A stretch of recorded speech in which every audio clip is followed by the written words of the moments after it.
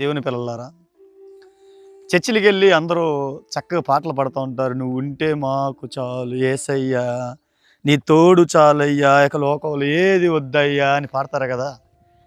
నిజంగా ఆ పాటల్లో ఉన్న పరమార్థాన్ని గ్రహించి మీరు పాడిన ఎడల నిజంగా దేవుడి ప్రేమ ఉండి నువ్వు ఉంటే మాకు చాలు ఇక లోకంలో ఏది వద్దు అని ఆ ఒక్క పాట పాడినప్పుడు దానికి తగ్గట్టు శ్రమలే మనకు వస్తే నిలబడతారా? ఓన్లీ పెదాలతో పాటలు పాడేవారు ఎవరు, రియాలిటీగా యేసుక్రీస్తుని ప్రేమించేవారు ఎవరు అనే తేల్చే పరీక్ష వచ్చేసింది లోకం మీదకి. ఇప్పుడు ఈరోజు చట్టాలు కూడా భారత రాజ్యాంగాన్ని పాటించట్లేదు, మతోన్మాద వ్యవస్థను పాటిస్తుంది.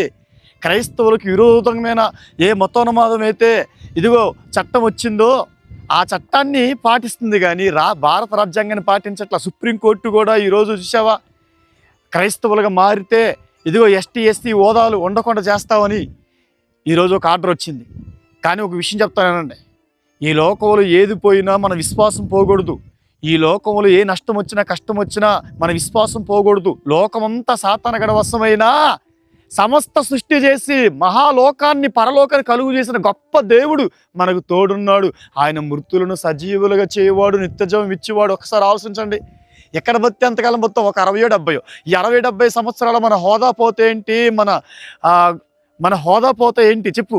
ఒకసారి ఆలోచించండి. సుప్రీంకోర్టులు కావచ్చు, లోక అధికారం కావచ్చు, మొత్తం క్రైస్తవానికి విరుద్ధమైన మన ప్రభువు ఉన్నాడు కదా.